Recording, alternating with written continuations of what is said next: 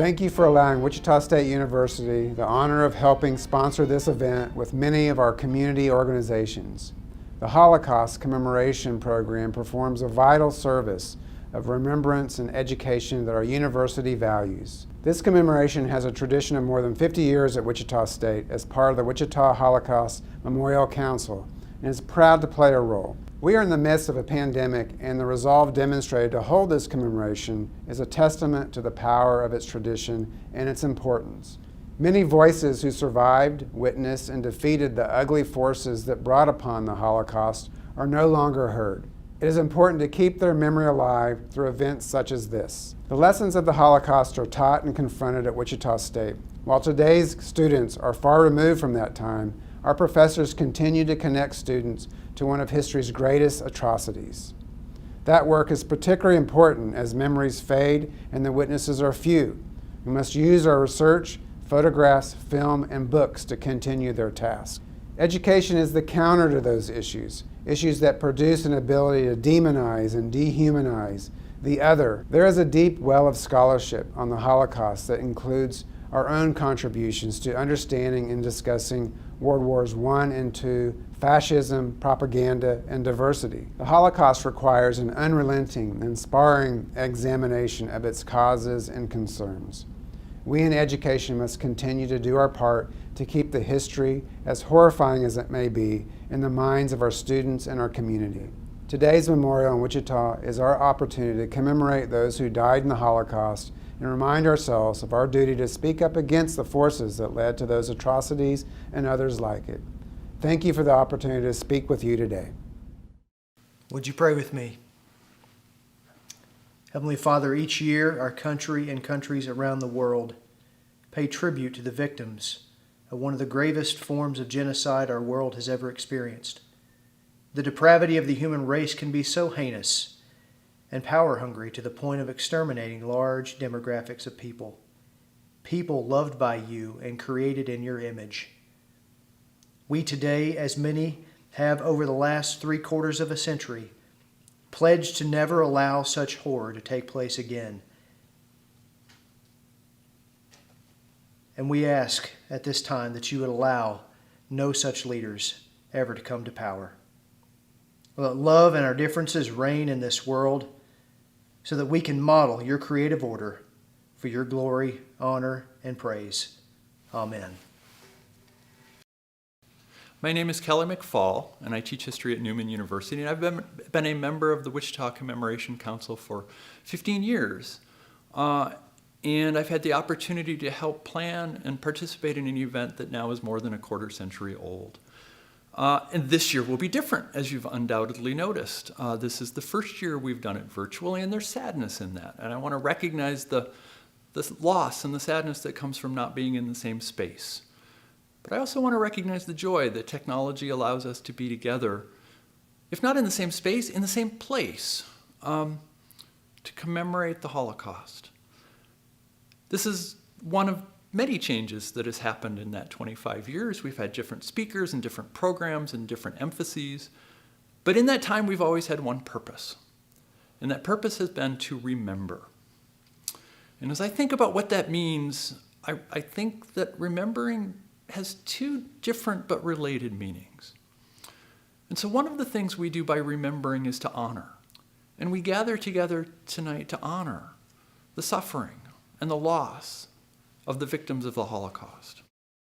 We recognize the moral choices that bystanders and rescuers and perpetrators faced. And we recognize the very real costs that could often accompany the desire to do the right thing.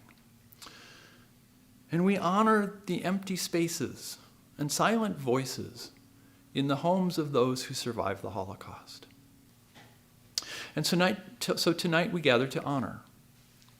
But we also gather to remind. And here I'm reminded of something Hannah Arendt wrote. Arendt was a philosopher of violence and of politics. And in her book, Reflections on Violence, Arendt wrote, "The practice of violence, like all action, changes the world. But the most probable change is toward a more violent world." And so we come together tonight to remember the Holocaust to remind ourselves that our purpose is to work to make a more violent world less possible.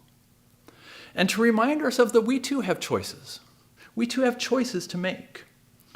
And that the right choice, our choice, must be to work for a more peaceful and more just world. The city of Wichita hereby proclaims April 8th as a day of remembrance in memory of the victims of the Holocaust, and we are proud to stand with our neighbors within the Jewish community. I want to thank the city of Wichita and Mayor Whipple for issuing this proclamation and acknowledging the importance of this occasion.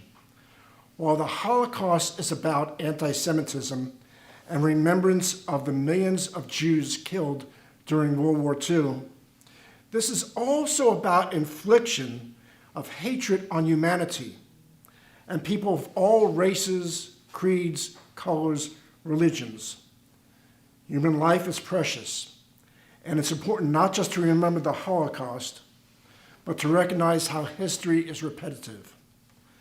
With great appreciation, Mayor Whipple, I accept this proclamation on behalf of the community and the Wichita Holocaust Commemoration Council. Thank you. The Liberation of Buchenwald, from the writings of Harry J. Herder, Jr. Over 50 years ago, I went through a set of experiences that I have never been able to shake from my mind. They subside in my mind, and then some small trigger will set them off, and I will be immersed in these experiences once more.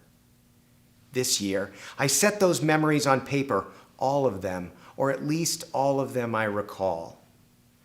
I hope for catharsis. I do not expect a complete purging. That would be expecting too much.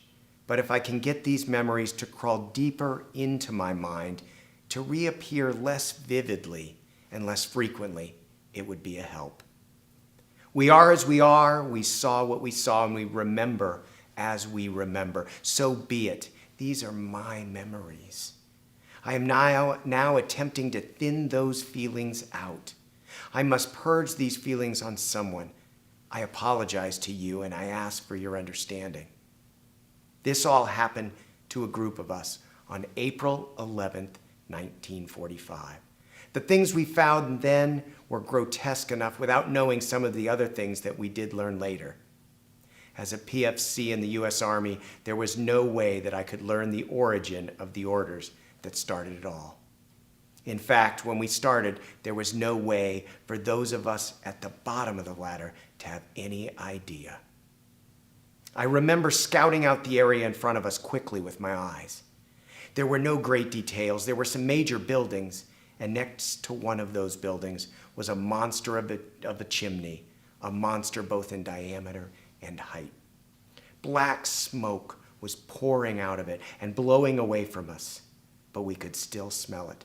An ugly, horrible smell, a vicious smell.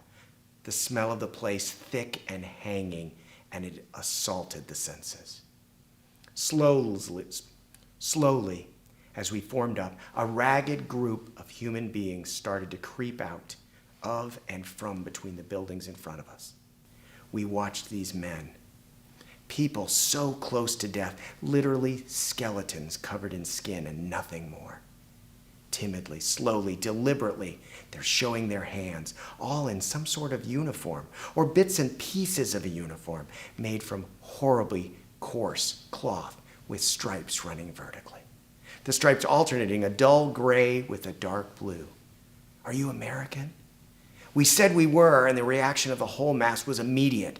Simultaneously on their faces were relaxation, ease, joy. Sergeant told us that this was what was called a concentration camp, that we were about to see things we were in no way prepared for. He told us to look as long as our stomachs lasted, and then to get out of there.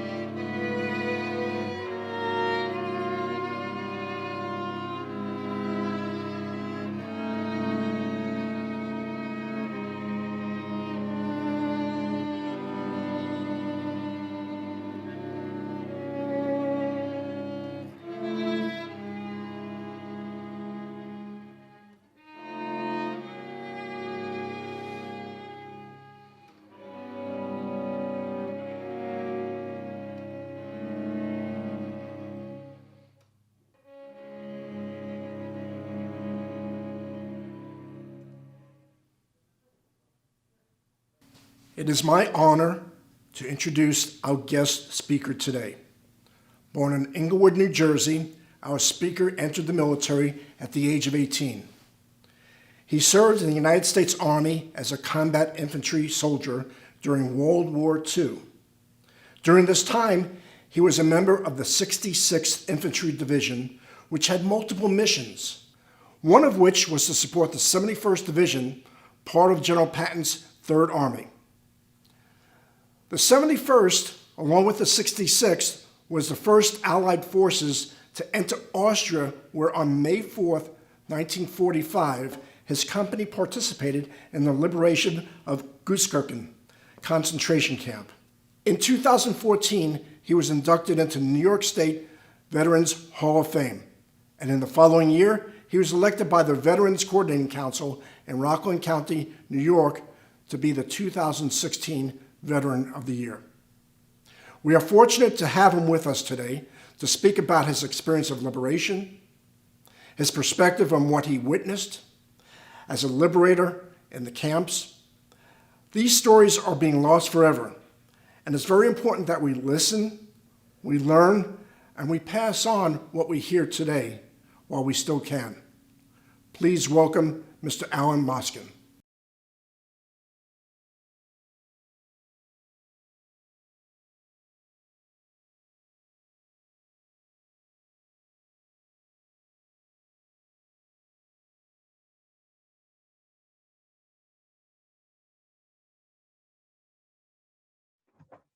First of all, let me say it's a pleasure to be here and to talk to people in Kansas.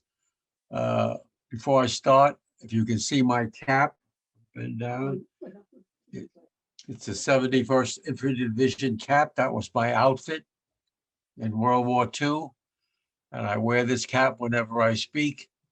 It's a personal thing. It makes me feel connected to a lot of my buddies who are less fortunate than me and never made it back home.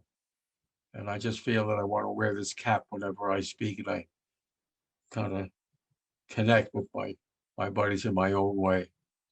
For those who haven't heard, my name is Alan Moskin. I presently live in Nanuet, New York. I'm a retired civil trial attorney from New Jersey, former World War II combat soldier, liberator. My talk is in two parts. Glad that you give me enough time because I'm a blabbermouth and like to talk like most trial attorneys and retired ones like me. And I don't like to be pressed for time. So I'll give you the full spiel today here.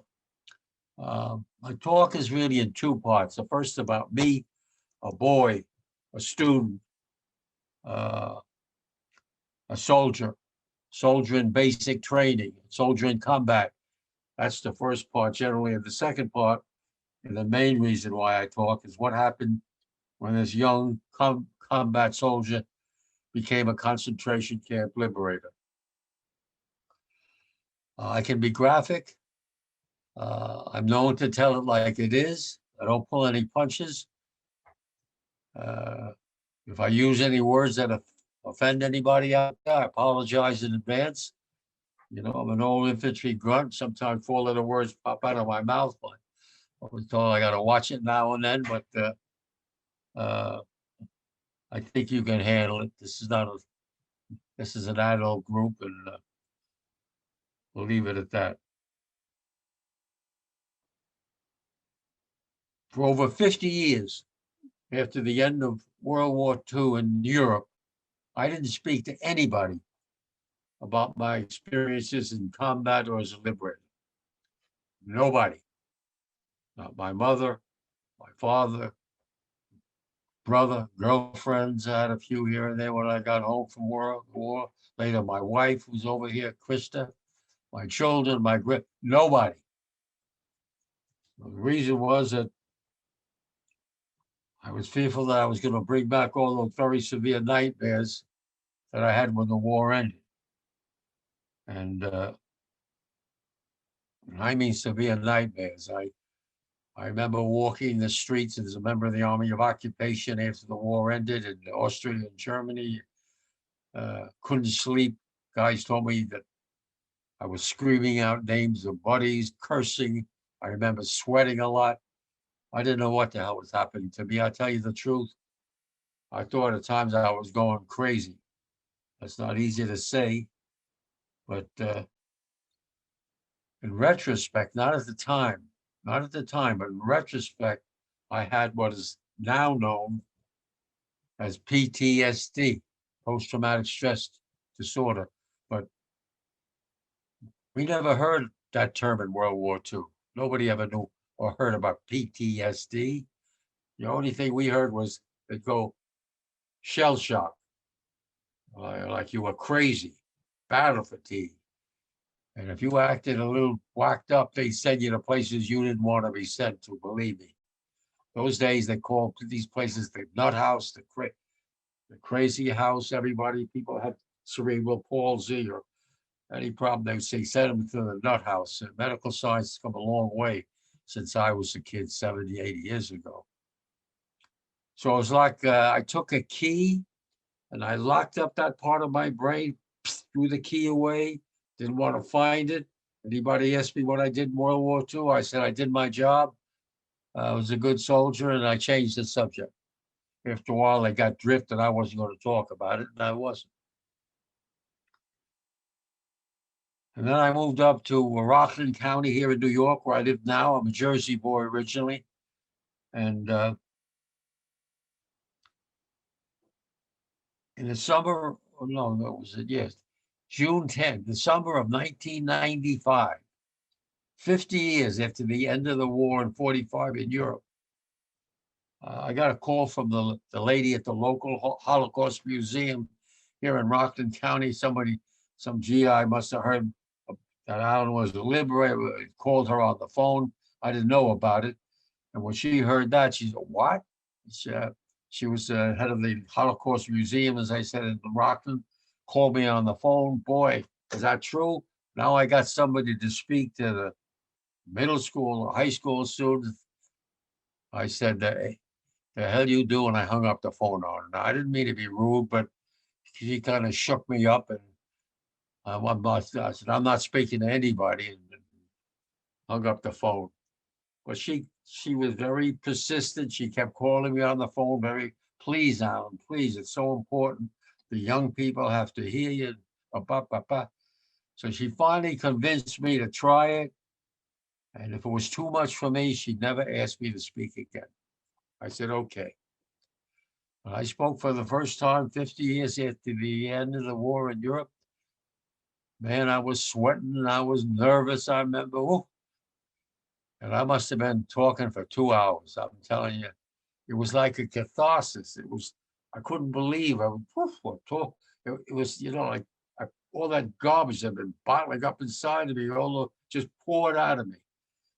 And I can tell you people right now that since that day, baby, I've been a busy, busy boy. The last count, they got me over 125,000 middle school, high school, college students all over the country. Not too long ago, I went to Stockholm, Sweden with Krista. It's like a calling with me now. Once I got going, I want to reach as many people, particularly the younger people, to let them know exactly what happened back in World War II, because we got a lot of deniers out there. And don't get me started with them, because I get rankled. And I got a quick fuse sometime in them when they start telling me that the Holocaust didn't happen and all that garbage. I get hotter than the collar. But I want the young people to know, and that's the main thing that I do today. I do speak to adult groups like I'm doing today, but mainly it's the middle school, the high school, the college kids that I want to let them know the truth. I'm not going to give you my background. My youngest daughter says, Dad, just tell them to put your name on I'm not good with the technology, so if I sound stupid, put your name on, Google your name, Google your name, my name on the internet. I'm all over the damn thing, she said. So you want to see the movies, television, all over the place, so you want to know my background, where I just type my name in. Let me give you a brief personal background like I always do before I get started. I was born in Englewood, New Jersey. I'm a Jersey boy. May 30th, 1926. Now let me see, that means that May 30th in a couple of months, you do your math. I don't like saying it. Woo-hoo, gonna be 95. You know, when I was a kid, nobody looked 95. Are you kidding me? I don't like saying it, but today is good. Got my health. I don't know about tomorrow, but one day at a time. Um, lived in a very ethnic neighborhood. And I always emphasize this. I think this is what made me who I am, my persona, my character. Very diverse. The fourth ward in Englewood. My father was a councilman for many years and later the mayor. He was a pharmacist. And it was a relatively, not overly poor, but not wealthy. Very a little below middle class, let's say. Jewish, colored, that's the word. I never heard the word black. Colored kids then, Protestant, Catholics. There was a Muslim girl, Mexican. There was a Spanish kid. I never saw such a diverse area as I was born in the fourth ward in Englewood, New Jersey. We all played in the streets together. Every mother cooked dinner those days. I'm not putting mothers down. I know they work outside the house. When I was a kid, every mother was cleaning, cooking. I stayed at home. They didn't work outside. They worked like heck in the house. My father was a pharmacist at 6:30. I was an athlete, jock. And I practiced how to play ball. At 6:30, baby, my brother, we had to be home for dinner. That was the time my father, who was a pharmacist, had with his family, because his hours were long, as you know. The other fathers, Saturday, Sunday, they were home. My father was working Saturday, Sunday. I didn't like it because he never saw me play ball. I was PO'd. But listen, that was his job. But dinner time, baby, I had to be home. And that's when we talked. After dinner, every mother cooked it. We played out in the streets, played ball, whatever season it was, baseball, football. Everybody knew each other. Everybody sat on the porch. Our grandparents all lived with us those days. They came from the old country, the Irish, the Catholic, the Jew. And they all watched us, and everybody, hi, how are you? The camaraderie was so close. That's what I remember. And the patriotism, my God, was sky high. I don't feel it today. I don't like to be negative all the time, but I wish I could bring back the spirit of the country 70, 80 years ago. But went through the Englewood school system. When I hit 17, 2 weeks after my 17th birthday, I started the Q's, Syracuse, Syracuse University. I was very young because I never went to fourth grade. They skipped me from third to fifth grade. I was pissed because I was a good athlete. I didn't like it. They must have thought I had something upstairs. I don't know. But they skipped me. So when I hit 17, I was very young. I started Syracuse.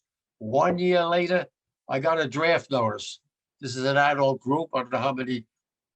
Back in those days, every male that was 18 got a notice from the government. They called it a draft notice. Big little, I laughed. The first word you always hear, big, greetings. I don't know who picks those words. Like you're going to a bar mitzvah or wedding, greetings. But that meant you reported for a physical exam. You passed the physical, you went into the Army, the Navy, flyboy. When I went into the United States Army, went down to Camp Blanding, the northern part of Florida, for 3+ months of infantry basic training.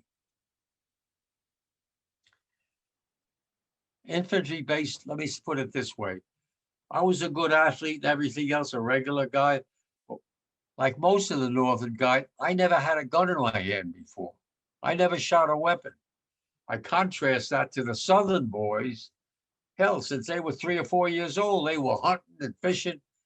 So shooting an M1 rifle for them was a piece of cake in the beginning. It wasn't for me, I can tell you. The M1, which was my baby in combat, never left my right hip. I love the M1 rifle. But the first time I got on the range, they had a kick like a mule, knocked me on my rear end. Everybody was laughing, you know, that kind of stuff. But basic training was really learning how to kill or be killed, how to survive in combat. And I was a good athlete, so I didn't have too much trouble with that. The 20-mile walk and obstacle course and all that stuff. Now, I encountered bias in camp landing. This is part of my talk that some people say, what do you go into this for? What's that got to do with it? And I'll tell you why I go into it. I got along with all the Southern boys initially. Good athlete, like girls are right, no problem.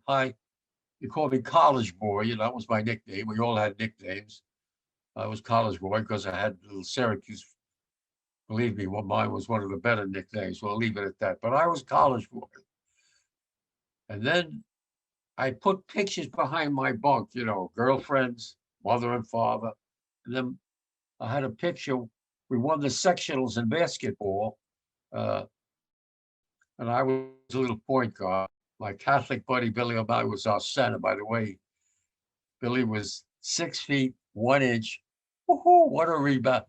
Those days, 6 feet, we thought he was a giant, 6 feet, 1 inch, Now they're 6'10", 6'8". See, they bring up the bars.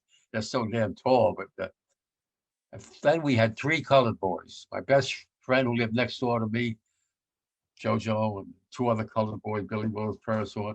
And when you win the sectionals, you have your arms around each other. Can you see me? You have your arms around each other like this.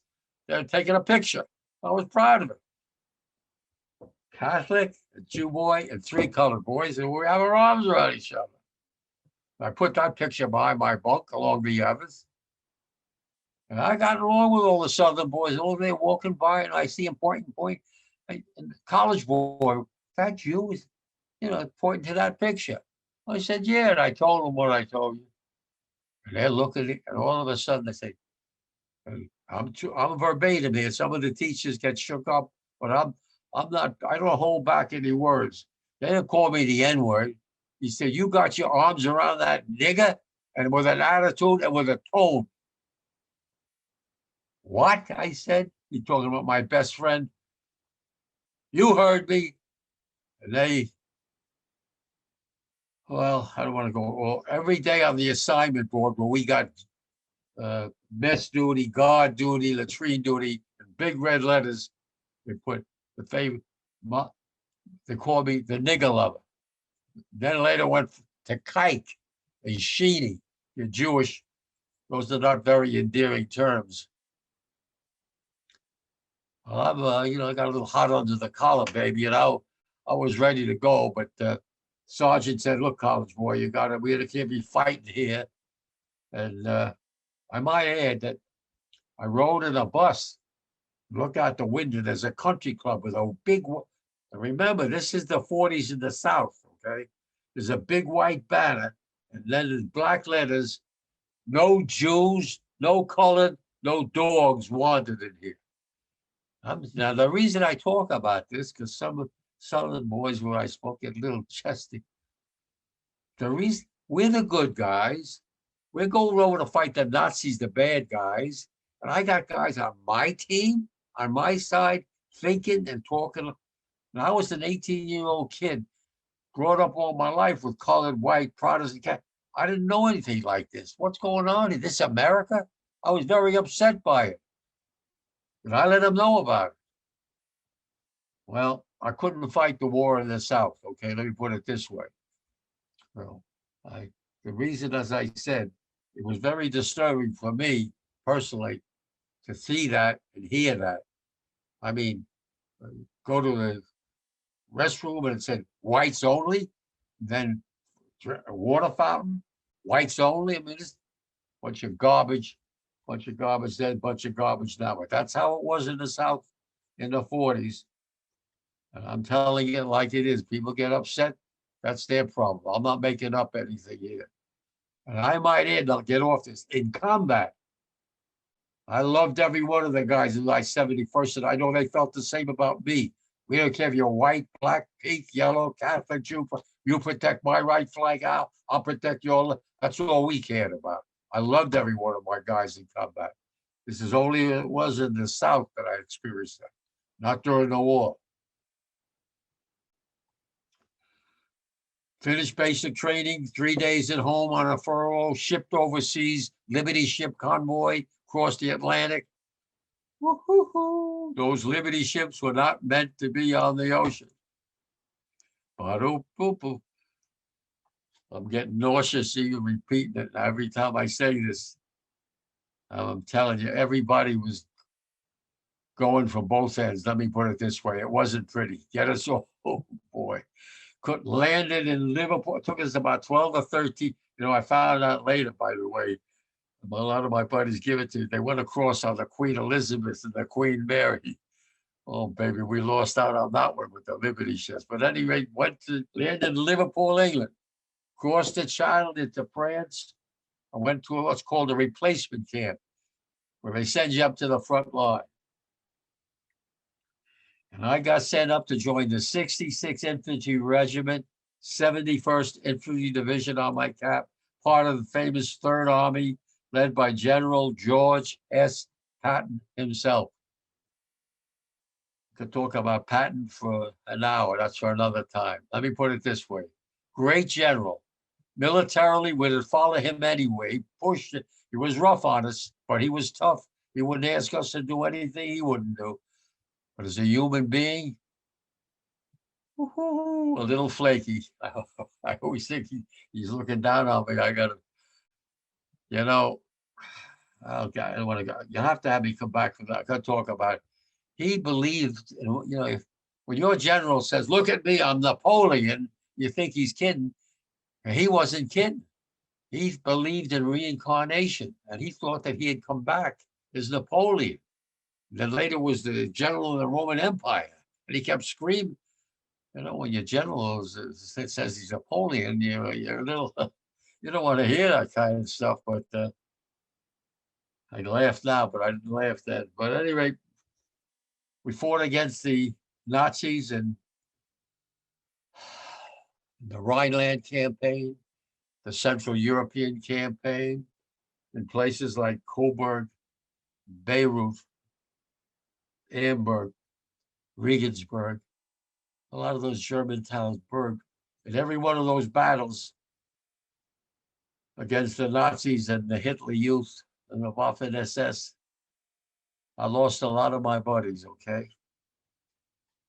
A lot, and too damn many. And I was just one of the lucky ones that got through. I talk a little bit about combat. Mainly, I want the young kids in particular to know being in combat's like being a hell and back. I don't think some of these kids get the idea from the movies, the television, and the video. Oh, you see the body part flying behind, you know, over your head. You know damn well it's not a movie. I tell them I hope they never get into combat. I remember the second day I was on the front line.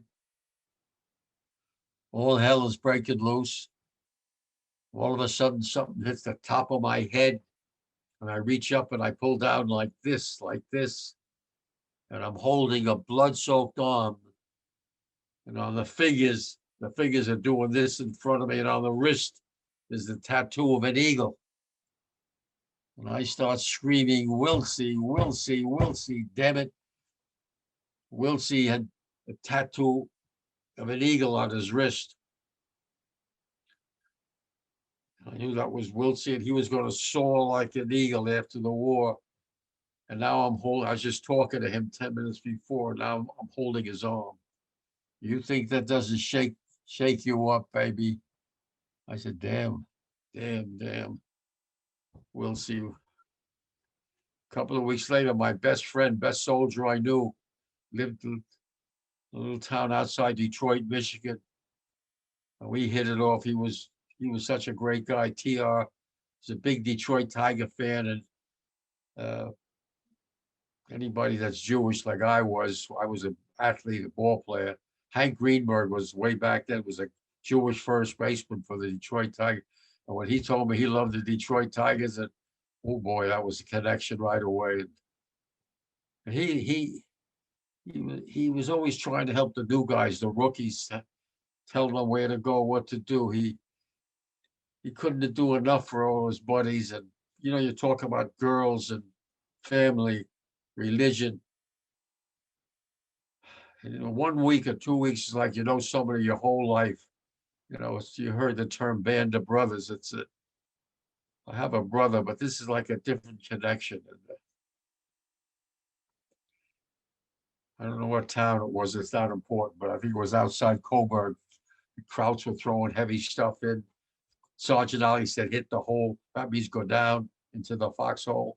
As I went down, I saw my buddy still telling the new guys, right flank, left flank. Damn it, I didn't like. I went down and let up a little bit for a minute or two. And I look up and I don't see my best buddy. I didn't like that to start with. I run a couple of 100 meters as fast as I can to my right. And there's a scene I didn't want to see no how. Damn it. There's my best buddy with his head against the crater, but his right leg is about 15 feet off his body. And I don't want to see that. And then his insides are all messed up. And I ran up, put my helmet under his chin, so I didn't want him to look down and see what I saw. And I start screaming, medic, medic, medic, get up here, damn it, medic. Even though in my heart, I knew there was nothing the medic could do. He was bleeding out. I tried to stop the bleeding, but then Sergeant Ali tapped me on the shoulder. Come on, college boy, get your rear end. Get going forward. You know you can't stay back with the wounded. Those are the orders. Well, I knew the orders. But damn it, to leave your best friend dying in a filthy crater in Germany. That's something you don't get over, you understand? You don't get over something like that. Then I remember the lieutenant asked me if I wanted the next day write the letter to his mom, because the officers usually did that, but he knew how close TR and I was. And I remember in Foxhole for 4 or 5 nights with a flashlight, anything I could write pretty well, toilet paper, any paper. It was hard, but I wrote pretty well to his mom, what a great son she had. I lied a little bit, said he didn't feel any pain. And after his death, after the war, by the way, I used to go out to his hometown for many years. The anniversary of his death, and his sisters treated me like a brother. It's very emotional for me. I've said this 100 times, but I still feel that they're all gone a long time ago. I mean, 40 years ago, his mother passed away, and the sisters too. I'm not in touch for a number of years now, but I still think about him. And the last thing, and I'll get off this, I don't want to get all busted up here emotionally, but this is a little bit different. I was a scout. Scouts go in ahead of the main outfit to make sure we don't get ambushed. And I forget what town it was. I think it was Beirut, but I'm not sure. We came under fire from a second floor ledge. My buddy Santana was out on the open. The perpetrator was shooting at him. I got behind the German Panzer tank. He couldn't see me. When he came out, I got a couple of rounds off my M1. I made a hit. Boom, falls to the ground. Santana and I run up, laying on the ground, no pulse, dead soldier, but young as hell. How can you be so young? 15, 14. We looked at it. Not at the time, but later realized this young, handsome, blonde, blue-eyed, dead soldier was a member of what was called the Hitler Jugend, or the Hitler Youth. Full of fight, good fighters, I'll give them that, but mean, full of hate. They and the Waffen-SS never understood where that hate came. Hell, we just wanted to win the war, go home. We didn't hate anybody. War is fighting. The Wehrmacht, they were trying to kill us, we're trying to, the regular German soldiers, but the hate that the Waffen-SS, the officers and the Hitler Youth, I never could understand that. But next to that body, by the way, that dead young soldier, was a helmet. And inside the helmet was a picture of a man and a woman pasted, and underneath it said, "Wir lieben dich, Mutti und Vati." I knew enough German, that's "we love you, mom and dad." And even on the rational part of my brain, that he was going to blow me away if he saw me shoot, try to kill my buddy. I did my job. I followed orders. I couldn't get the picture of that man and woman. I killed their son. They're never going to see him. Don't ask me why. That's one of my nightmares. Well, listen, I killed my share of Krauts and Nazis. I was a good soldier. But I didn't like killing. It wasn't my cup of tea. Every time I killed one of those bastards, it left a mark on me. Killing was something I never liked it one damn minute. But I was a good soldier and I did my job, okay? I went through a lot of guilt, and I want to get into all this psycho stuff now either. But I tell the kids, don't glamorize combat or killing like the movies, okay? It's like being a hell and back. And I tell them the most realistic picture I saw about combat was 20 years ago, the movie, I think they still show it, the movie Saving Private Ryan with Tom Hanks and Matt. It's a very good movie, but I got the shakes. I couldn't watch it. I had to walk out.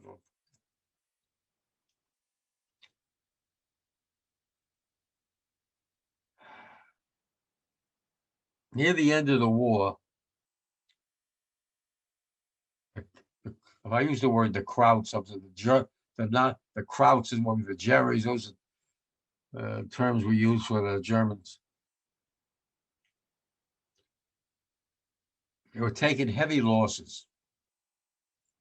And we were taking a lot of prisoners, mainly of these young Hitler youth. And I remember this particular day near the end of the war, they were surrendering left and right. We had this big blonde leader. We had him shackled with his standing in front of the group. I show him. We had him shackled with his arms behind him, his ankles, and he's walking in this direction, and I'm a little to the right, to the rear, and he makes a right turn, and he comes right up to me, close with a mean, hateful look, and he starts saying, Schweinhund, with an American soldier, Schweinhund, and he starts spitting in my face. I wasn't sure what it meant, but I knew it wasn't a pleasantry. The way he said it, I think it means pig dog. You know, your dog, filthy pig dog swat. And the saliva's going down my face. And I had been up 34. I hadn't slept for a long time, and I was tired, pissed. And I had lost some of my close buddies, including T.R., who I told you about. And this young Hitler youth spitting in my face and cursing me. Well, I took my M1 rifle, which was always on my right hip. I told you I love the M1. Picked it up like we're trained. I put it right at his right temple. Took the safety off, and my finger, I could feel it going. The major starts screaming at me. College boy, don't be doing that in front of me. He's not worth it. Don't be doing that. I'll have to GCM you. GCM is a general court martial. Well, I came so close to blowing that young Nazi hateful punk away, but thank God for the major. If I'd have killed him, I'd have been court-martialed, and I'd have been in Fort Leavenworth probably the rest of my life. But what I remember is the hate. So full of hate spitting in my face. I can never forget that, the hate in that young soldiers. So I kicked him in the butt, back in line, you Nazi punk, and cursed him in English a little bit.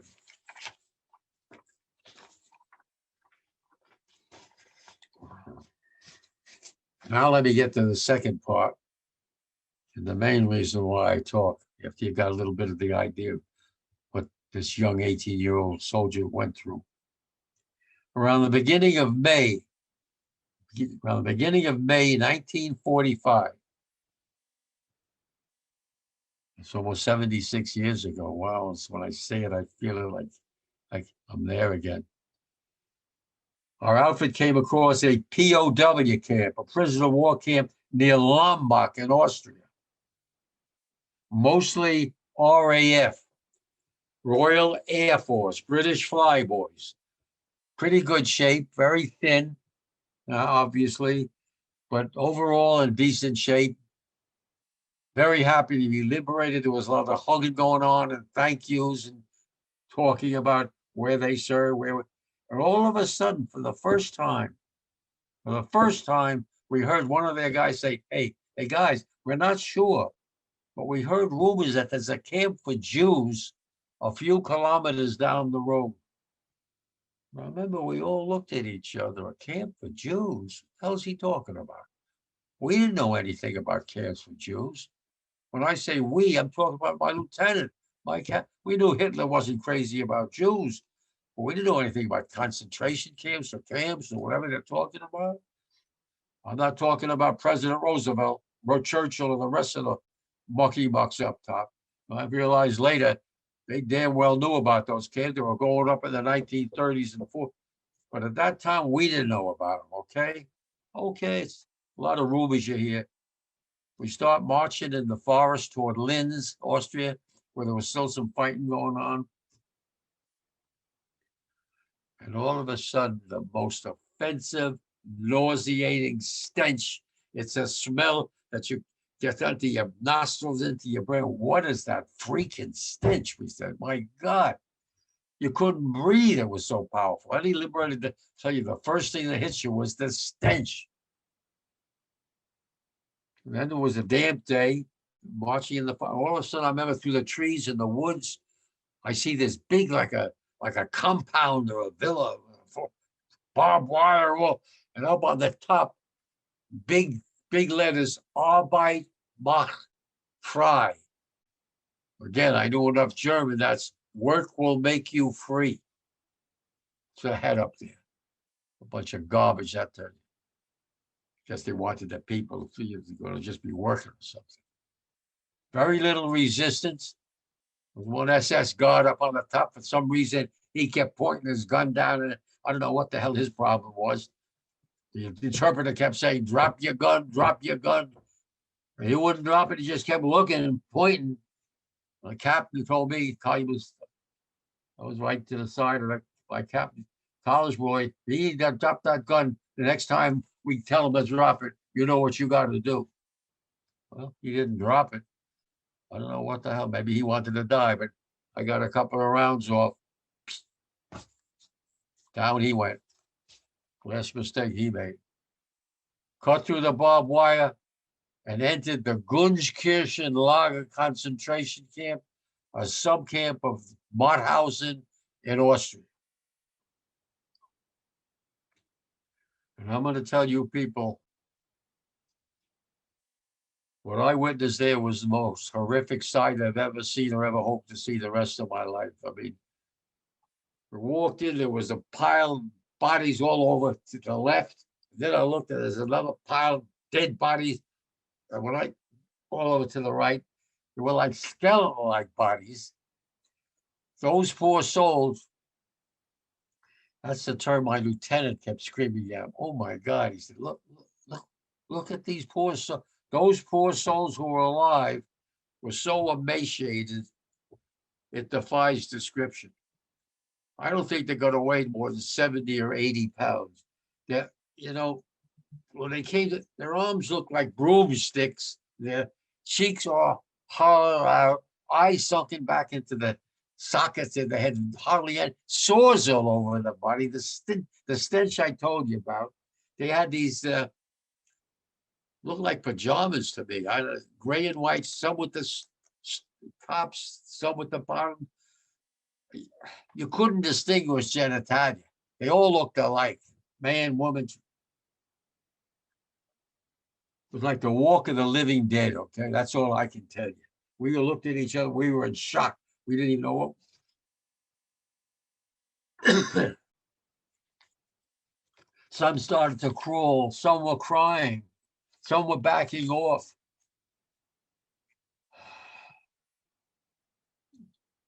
Essen bitte, Wasser bitte, Zigaretten bitte. I'm hollering out what they were. Some of them were telling us. And many were chanting prayers, dialects that, like I remember, we don't know what they were chanting, mumbling. Some backed away like they were scared of us. It was chaos. When they said Essen cigarette, I didn't smoke. but my buddies who smoked started to hit the cigarettes they had and started like, handing them out. They were ready to light them to see, but they didn't want to smoke. They took the cigarettes and pulled, you have to watch it graphically, pull them, the wrapping. I don't smoke stuff. Pull the wrapping off and start to eat and chew the tobacco. You have to see this visually. And then when they said Essen, I knew, German, it was food. So we had spam or cheese or crack, whatever they gave you, army issue. And I remember start handing it out. And then many of them were grabbing it so fast and I try to remember biting and chewing. And the next thing, grabbing their esophagus like this, that was just, and falling to the ground choking. I try to recreate the scene as we saw it. You're trying to help, and now people are choking. And then the medics came up and started screaming, "No solid food, damn it, no!" Because apparently I'm not a doctor, but when you starve that long, your esophagus, you can't swallow. So they were choking. And they were backing off. They weren't sure who.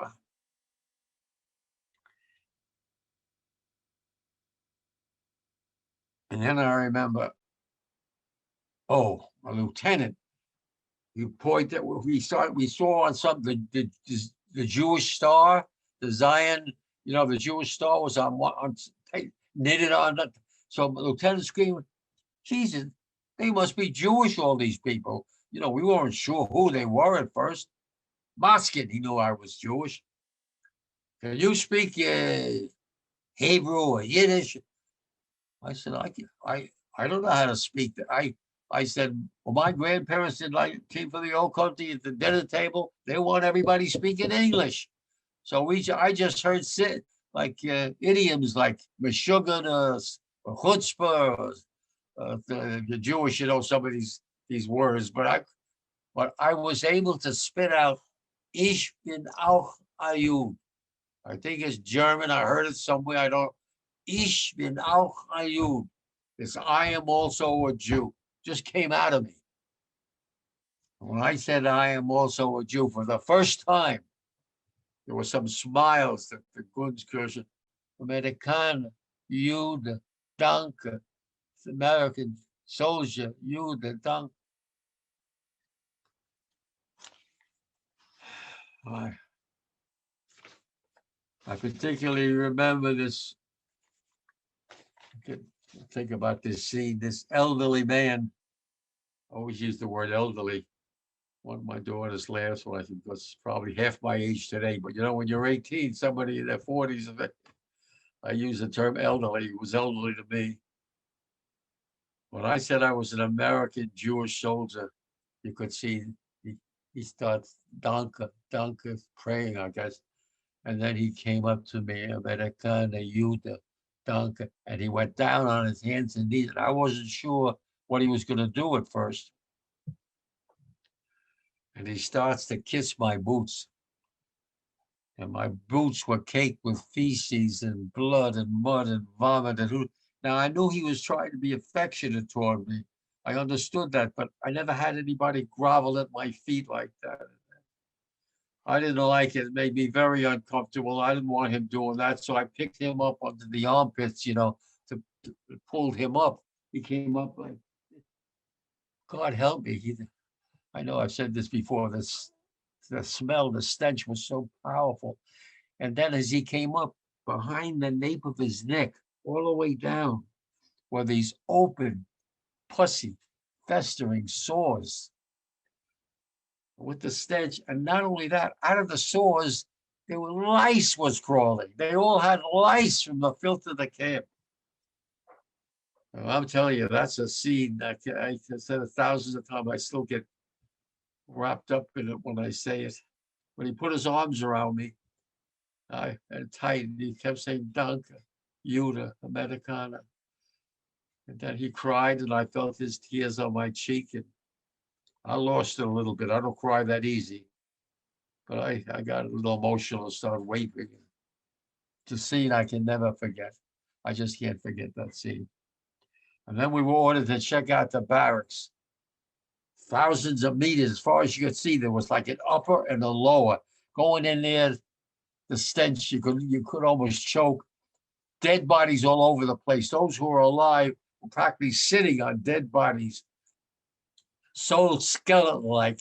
And all I remember, they were all chanting when they saw it, like, kannst du helfen Sie mir, helfen Sie mir, help me, help me, help me.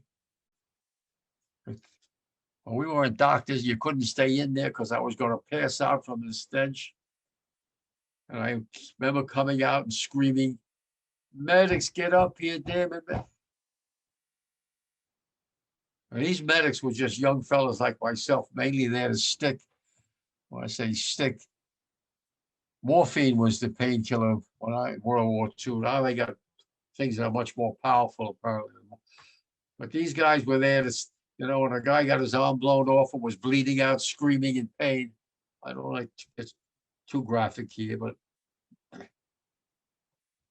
these guys would stick him with morphine so that they wouldn't die in agony.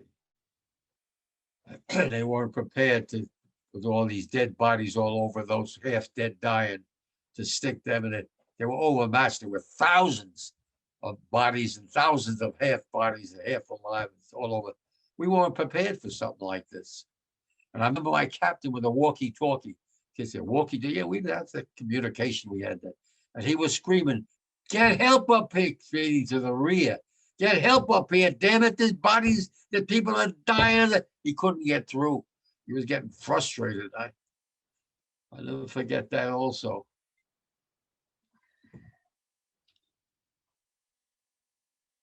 There was a dead horse outside the barracks. I saw 3 of these inmates with the bark of a tree that they had, and they're digging it into the guts of a dead horse. And then they reach down and they pull the entrails of a dead horse and start biting and chewing and eating, and the blood. And I'm graphic because I'm telling you what I remember. And that's what starvation does to people. If you didn't see it, you couldn't believe it. One of my buddies said what did he try to remember how he put it? He's a college boy. It's like the devil himself came up to visit the Gunskirchen lager. And that's right on, baby. It's like the devil himself was there.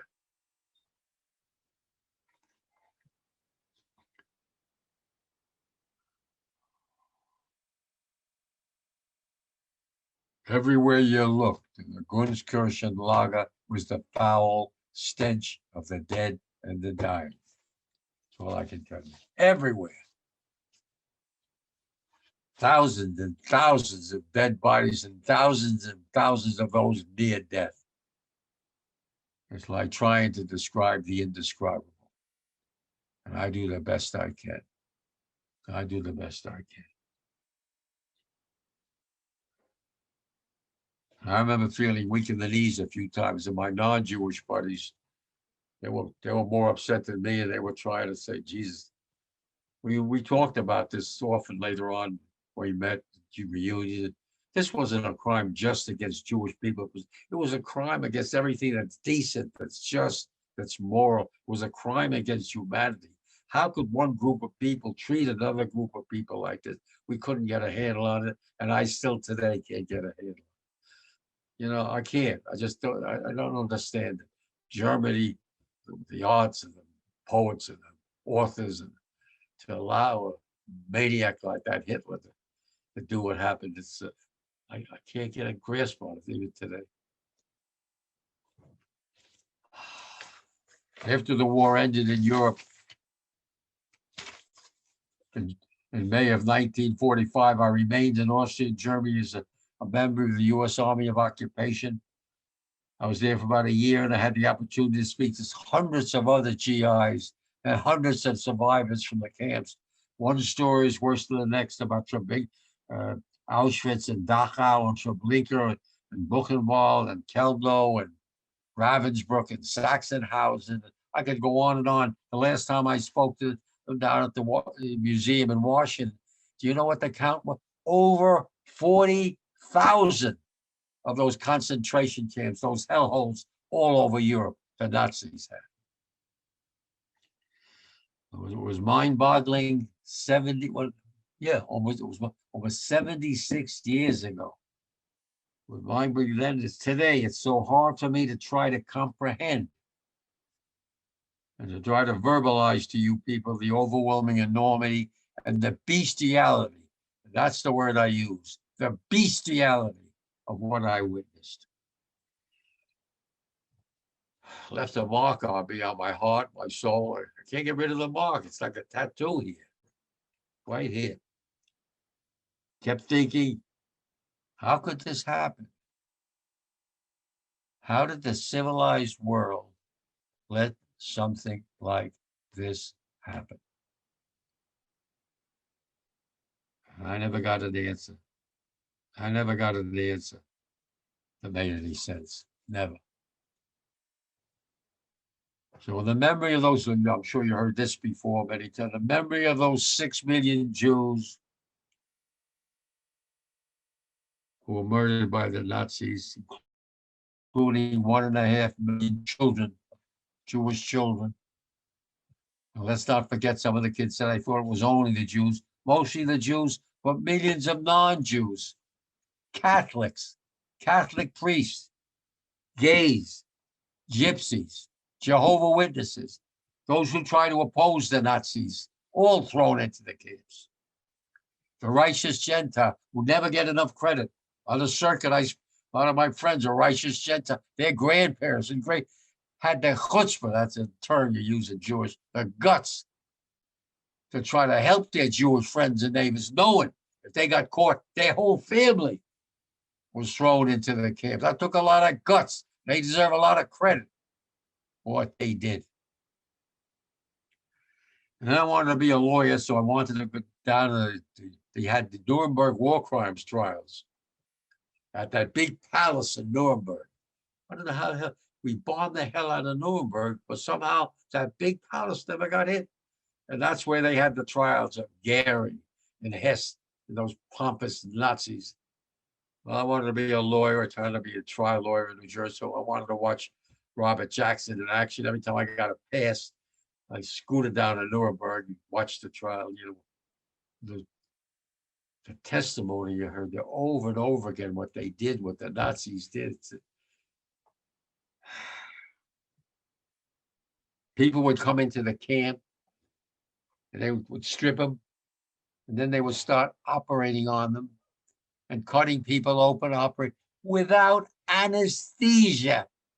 And they had a stopwatch nearby to see how long some patient could survive being cut open without anesthesia. Mengele and the rest of those butcher doctors.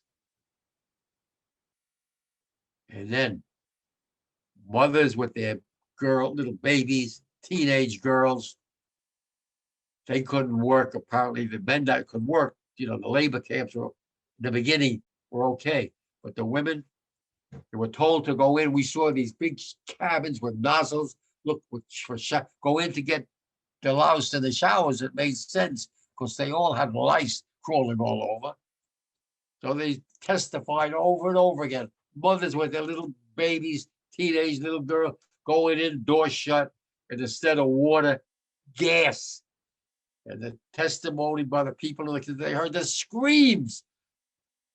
The screams. And this went on 24/7, almost till the day that we liberated the camps. Eichmann and Himmler and the rest of those butchers were still murdering mothers and teenage girls like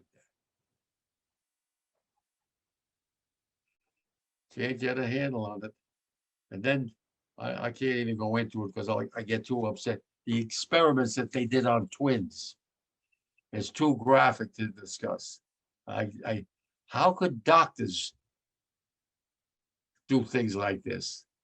How do they live with themselves? I just don't get it. I still don't get it. Where did that hate, I say it over and again, where did that hate come from?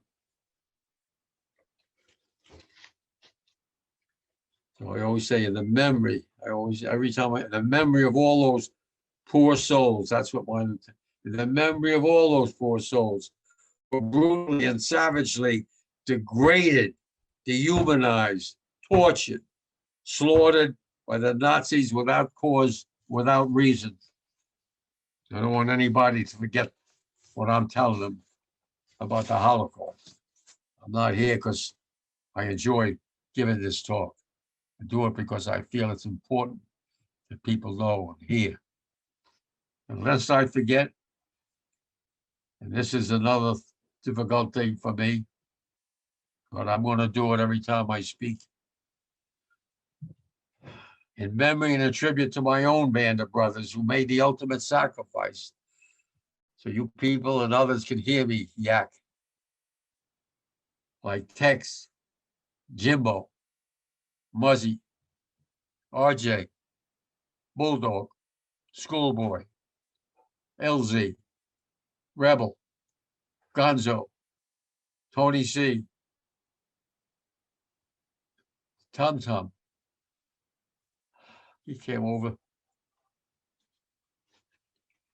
He came over from Charlie Company, I think about a week before the end. Every line, I loved Tum Tum. How could you not like him? He was always cracking jokes, always smiling, always trying to get our spirits up. Yeah, nicest young boy, young boys. Probably, I think he was about 19. He and I were the two youngest. I loved Tum Tum. And a couple of days before the end of the war, a lousy mortar shell blew Tum Tum. Oh, I saw him body parts fly right by me. And I kept saying then, why Tum Tum and not me? Why Tum Tum and not me? I went through a lot of guilt for a long time. I don't want to get into that psycho stuff, but that's why I wear this cap. I miss every one of my buddies, okay?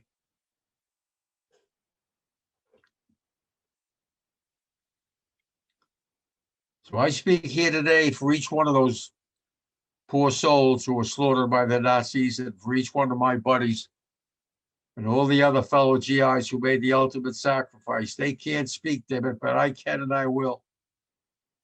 And I'll speak out as long as God gives me the strength to do so. You know, I feel I'm their messenger. And the message is that there was a Holocaust. I saw it. And I bear witness. It happened. And I don't want anybody to forget it. It's been said so many times before, it always bears repeating.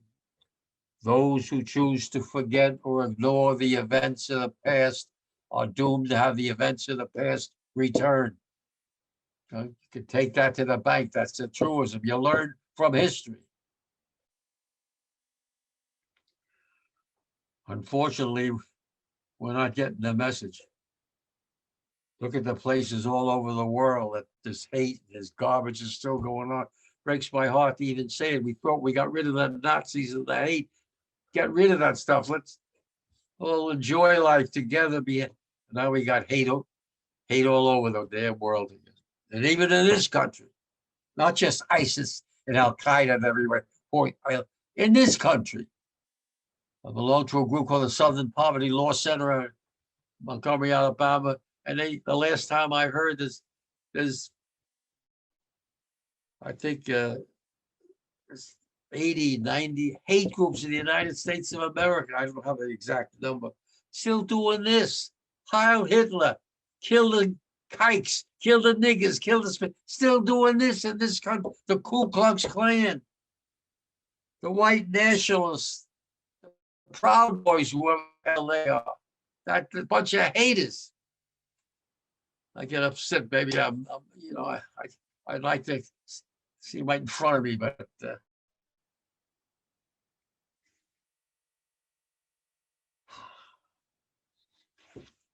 I say this so many times, but I still get upset by it.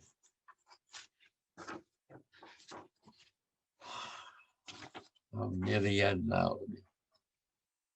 You know, we were taught, my generation was supposedly the greatest generation. Maybe there's some truth to that. Brokaw said it, that everybody followed along, the greatest generation. We learned from our grandparents from the old country, the parents' values and things. And I think that spirit did create into most of my generation. But We failed in the area of hate. We haven't gotten rid of the hate, the prejudice, the bigotry, the discrimination. As I just said, it still exists in so many places all over the world. We didn't do the job, and that's why I speak mostly to our younger generation. I urge them to do the job. They got to get rid of the hate, the prejudice, and the bigotry. Edmund Burke had it right when he said, all that is necessary for the triumph of evil is for good men and all their good women not to act, to be bystanders. And that's why I urge our young people not to be bystanders.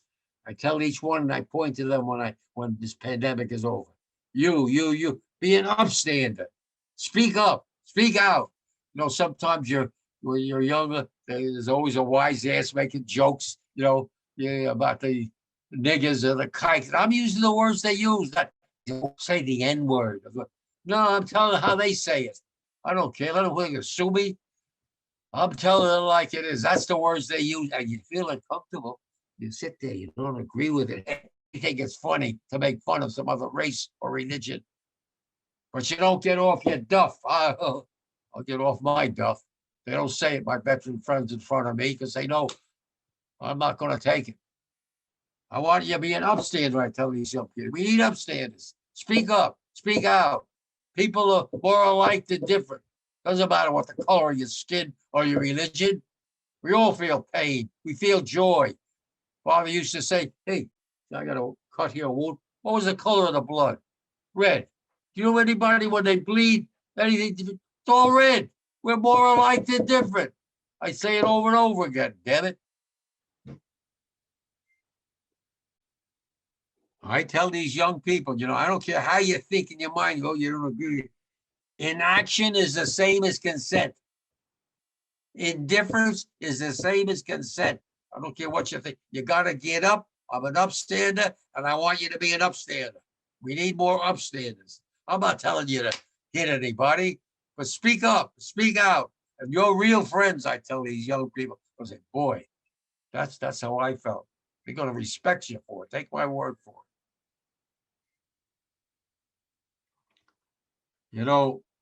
I always loved John Kennedy. I don't like to get into politics. I was a big admirer of John F. Kennedy. That Southern accent, the New England, that New England accent that I can't do that. But, he said so many things but I remember him saying, mankind must put an end to war, or war is going to put an end to mankind. You hear me? Mankind must put an end to war, or war is going to put an end to. That's true. We don't have an M1 rifle war anymore. We got nuclear. We got wackos in North Korea. I don't like to scare the young people. I like to tell the truth. So finally, let me end. It's almost just about an hour, boy. That's good. You gave me the time. Let me end by stating that on a personal level, I'll never be able to forget the hell and the horror that I witnessed as a young GI at the Gunskirchen Concentration Camp as a young GI. But how can I forget something like that? I told you it's tattooed on my heart.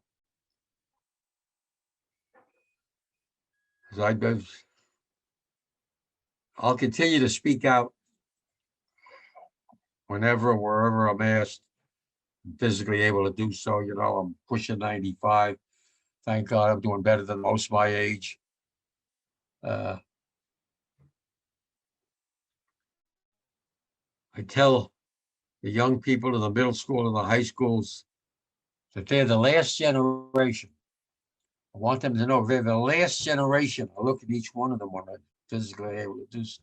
They're going to be able to hear people like me and the survivors and the hidden children and the kinder transport and the righteous Gentiles and all those who speak. Because by the time they have children, their children have children, we're going to be gone. So they're not going to hear us. So I tell these young people, you got to tell your children and your grandchildren what you heard here from me and the others.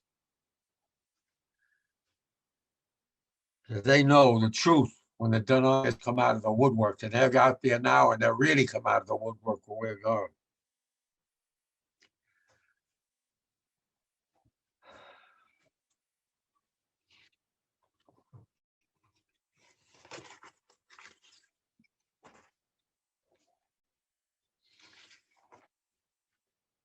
And if they tell their children and their grandchildren what I told you, what I tell them, and hopefully they'll make absolutely sure that there'll never, ever be another Holocaust like the hell and the horror, as I said, that I personally witnessed back in May of 1945. And when that day hopefully comes,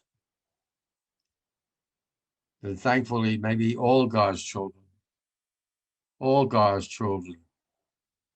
white and black and brown and yellow and Catholic and Muslim and Protestant and Jew, all God's children will be able to live side by side, neighbor to neighbor in peace, without the fear of a world being filled again with the hell and the horror that I saw in the Holocaust. And, you know, maybe I'm reaching for the sky, but I'd like to be optimistic and hope there'll be a day when I'm still around that I could see that, and if not later on. And that's my story. I know I get emotional, and I hope you got something out of it. Thanks for listening. And I always say at the end, God bless, and God bless the United States of America.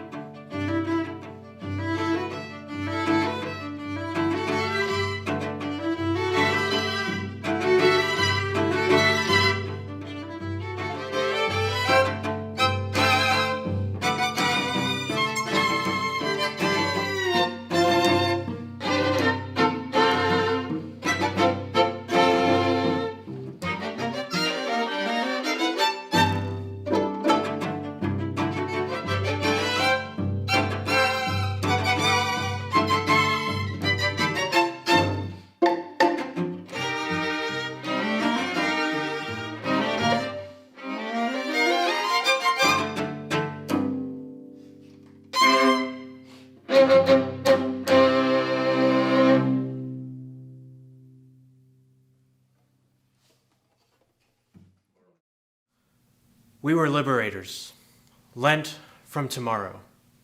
Today was too small for us. Our bleeding stars set in the eyes of spring.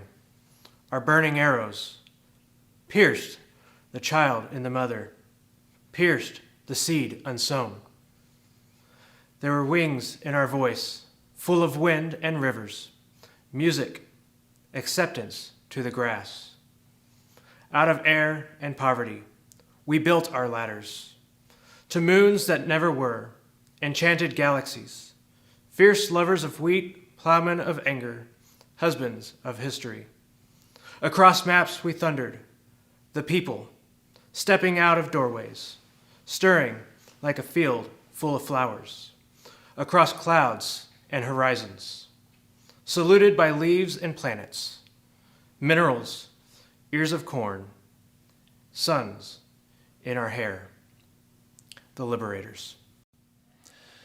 The book of Proverbs teaches us Ner Adonai Nishmat Adam. The human spirit is the light of God.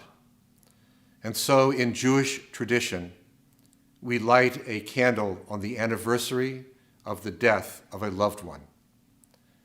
Tonight, we come to remember the Holocaust and the 6 million Jews and millions of others who perished during the Nazi reign of terror. Let us vow never to forget their lives, who are symbolized by these flames. May their memory burn brightly throughout all time. We light a candle for the children, infants to teenagers, who perished before they really had a chance to live. This light signifies that you are not forgotten.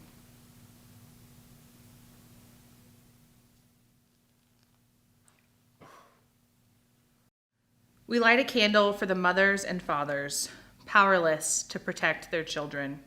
This candle signifies that you are not forgotten.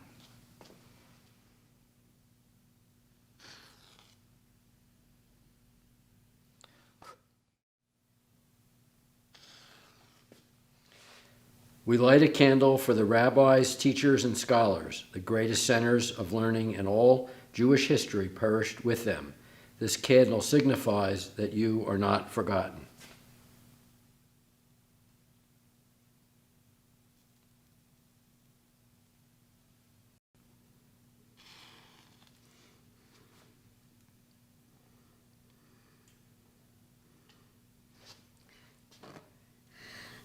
We light a candle for the untold millions for whom there is no one to mourn, whose entire families were annihilated, and who lie in unmarked graves. This light signifies that you are not forgotten. We light a candle for those who stood upright, while others were bending to unmoral will, for the righteous among the nations who risked and even gave their lives to help their fellow human beings. This light signifies that you are not forgotten.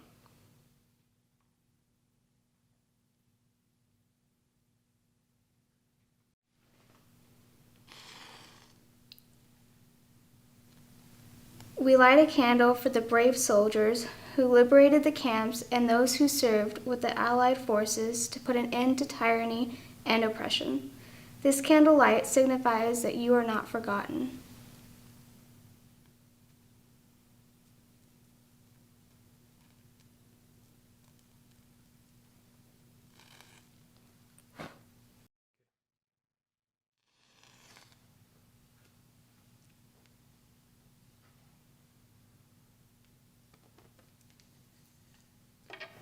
We light the seventh candle for those who live even now under the yoke of oppression in places where the threat of genocide is real and ever present. This candlelight signifies that you are not forgotten. This year marks the 76th anniversary of the liberation of Auschwitz. After so many years, remembrance is sometimes a continuing challenge to all of us. But we pray that the light of these memorial candles strengthens our spirit. To honor the sanctity and dignity of every human life, we must teach tolerance and beyond. We must teach respect and more for every person, regardless of race or faith or origin. May we never forget.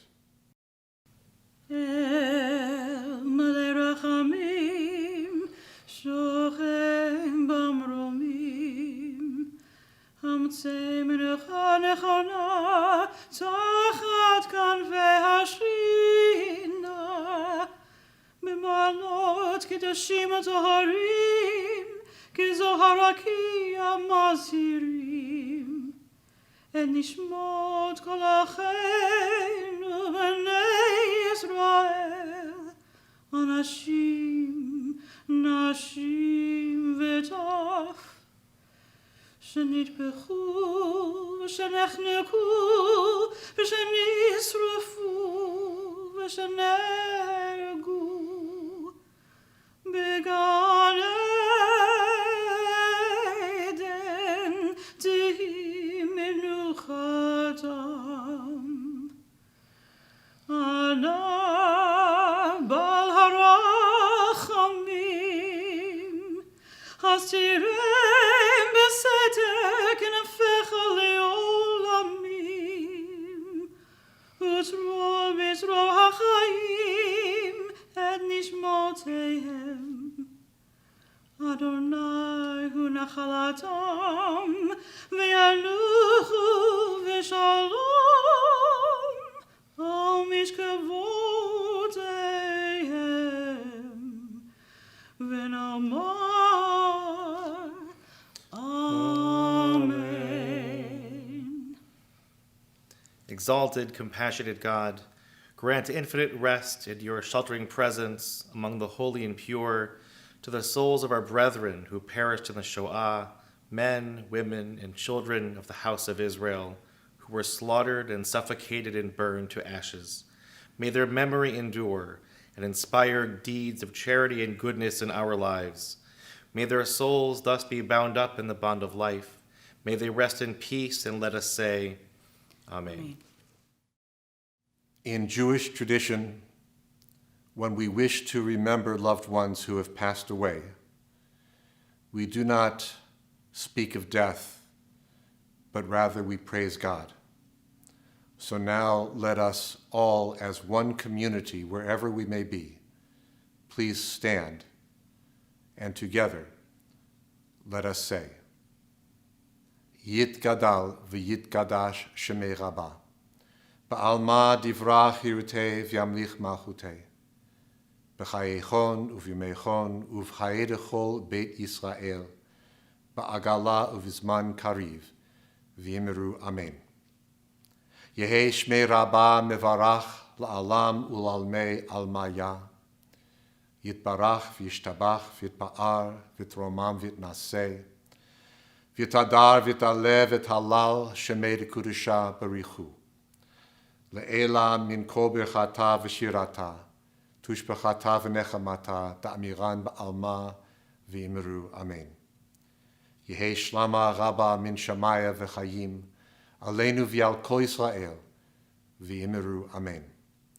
Oseh shalom bimromav, hu ya'aseh shalom, Aleinu v'al kol Yisrael, v'al kol hamim, v'yimeru Amen. Loving God, who never forgets us, we come to you with heavy hearts. Today we have been reminded of the millions and millions of Jewish souls that were murdered because of their identity. As we leave this time together, whether you are in your home or car or office or listening while you enjoy the outside, we pray that all of us will do all we can to make certain that no such horrendous shadow again darkens our world. As long as you and I have life on this planet Earth, help us, God, to stand together with those who are suffering so that light may banish darkness. Love will prevail over hate. All people will be treated equitably, and good will triumph over evil. Amen.